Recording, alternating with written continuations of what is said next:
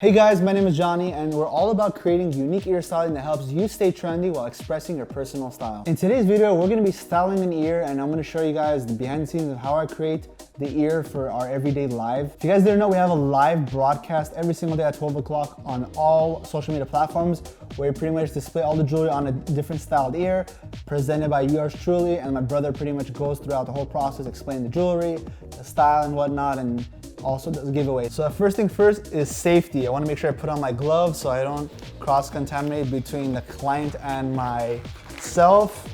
Just kidding. Sadly, I only have extra small gloves with me today, so I'm gonna have to just deal with it. And my hands are gonna suffocate, but I'm doing it because I love styling ears and this is very fun for me. I get to do it every single day. Sometimes I love it so much, I do it twice a day, so I don't have to do it the next day. Pretty much what I have here is a bunch of like pre-selected jewelry. I went with like an opal silver theme because I feel like the colors of opal with white and silver look really good on the black skin tone. So I pre-selected a bunch of different jewelry. I don't know exactly how I'm gonna go about it. Obviously certain pieces are gonna go in very particular places because it's meant for that. But for the most part, I think all the pieces are, I'm just gonna pretty much go with it. Imagine like you're watching Bob Ross put together a painting. It's like me putting together an ear. So first thing I'm gonna be doing is I'm gonna be working with this industrial piece. This is a threadless industrial piece. All connections are all threadless. So the ball attachments are separate, the middle attachments separate. But what we do is we obviously get them all separately and we customize it and put it together ourselves and we ship it to you pre-made so you don't have to worry about doing that. When worrying about a threadless piece, obviously you want to make sure you remove both ends and then slide them accordingly. I don't have additional tools like a piercer would to properly put this in here, so you might see me like savagely stab the ear. But just remember, it's a rubber ear, it doesn't have any feelings. But for the sake of the video, we're just going to be doing what we can to make sure it's as perfect as possible. Even though it is a artificial ear, I do pierce it as accurately as possible because the more accurately you pierce it, the nicer it looks. That's kind of what I want to do. Usually after you poke the client with a needle, you put this jewelry in, you put this tool in called the taper, or we use a pin taper in the case of threadless jewelry. And what we do is we transition using that piece of jewelry just so the jewelry doesn't like scratch your ear, or we don't slip, or we don't have any like problems with the actual piercing. So here we go, piercing this as well. Sometimes if I'm in a hurry or I know the jewelry is sharp enough, I won't even use a needle. I'll just go directly jewelry into the model itself. But I think some of these are not as sharp, so I feel like it's very necessary to use a needle. Plus more accurate and it goes in a lot smoother. This ear I've never, I guess, pierced before, so it's the first time we're doing that.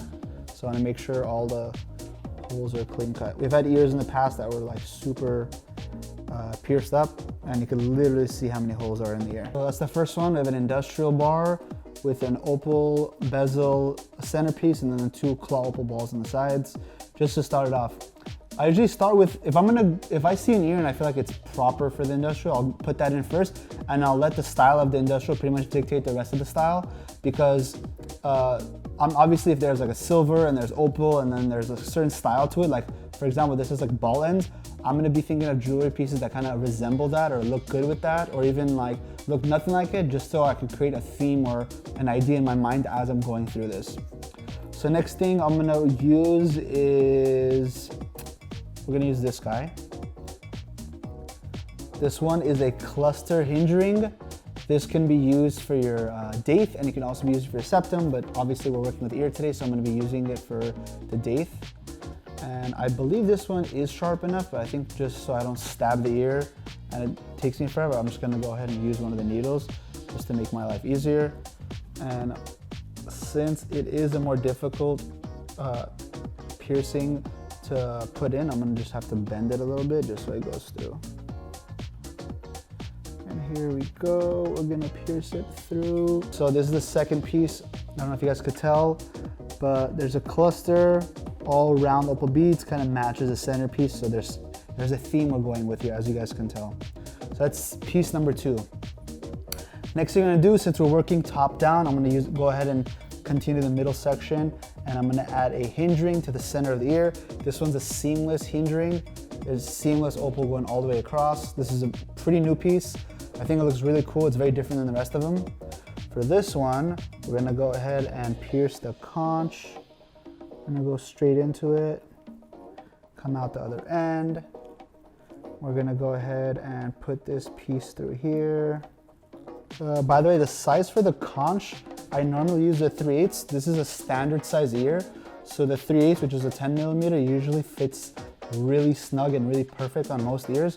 So if you're looking to get a conch ring, I think 3/8 is usually the most popular size to go with, but it all depends on the location of the piercing. So obviously go get your ear measured, make sure the piercer gives you the right size. Cool. Next piece, I'm gonna be using a Opal Trinity. As you guys can tell here, 3 tiny opals combined into one piece, gives you like a triangular effect. When I'm using a Trinity on the ear, I usually try to put it against the certain part of the ear that usually matches that shape. So Tragus is triangular shaped, and I feel like the Trinity always looks good there. It's almost like it's meant for it, if you guys could tell here. The Trinity shape, like the side that's straight, is aligned with the Tragus here, and then the sharp edges of the Trinity also match the triangular shaped part of the Tragus. So I feel like it's almost a perfect fit. So that's that. So the center part is now complete.